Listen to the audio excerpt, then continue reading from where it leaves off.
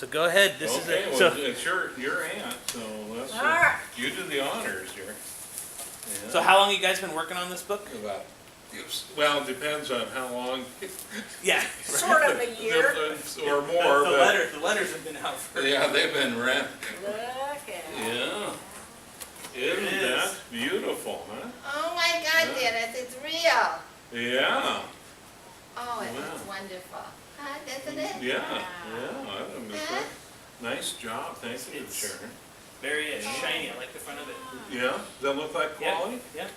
Tell me, just real quickly, give me like an elevator pitch about what the book's about. Well, you want me to do it? Okay.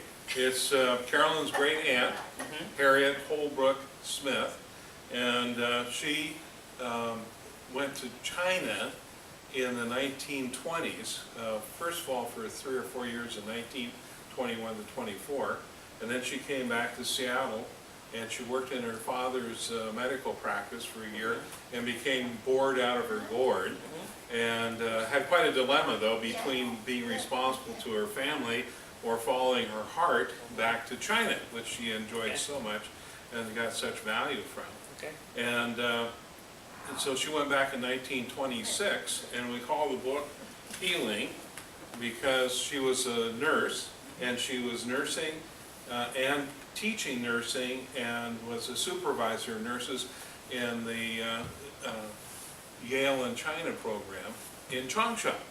So that's where the healing part of it. And then the romance, she was about 28, 29 years old, and her biological clock was kind of running, and she'd never been married, was feeling kind of, well, not desperate, but bad about that.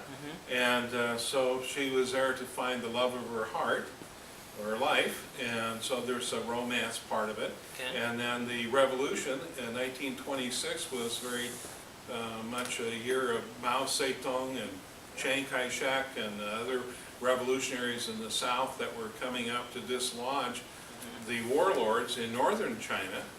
And so the war was raging off and on as it went up and down the river valley of where Changsha is. And so she was involved with that, and then there was radical students and radical unions and all kinds of turmoil that was going on at the same time. And she wrote about all this in her letters home to her family.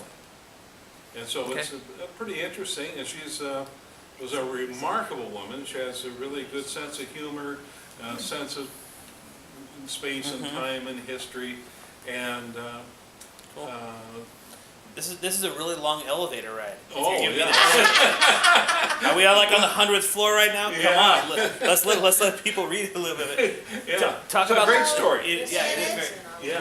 Who would want to read this book? Who would be interested in this book? Yep.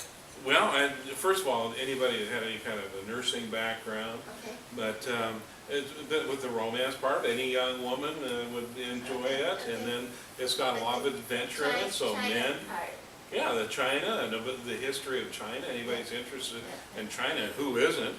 And be able to take a keyhole look at China in a very seminal period of time of their history.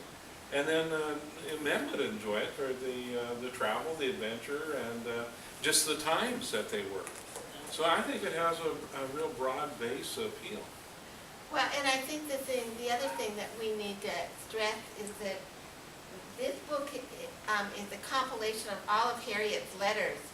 And in some cases, there's misspellings and there's words wrong, but we left them just the way Harriet wrote the letters, because we felt it was really important to do that. Yeah, we thought, agree with you, that kind of captures the time and the spirit, period. yeah. And Well, and her. yeah, Her, yeah. and her, yeah. So we wanted to her. keep her voice in the book. So good. It looks great. I like the way it looks. So It's it really just nice. looks good. Yeah. Yeah. It feels good, yeah.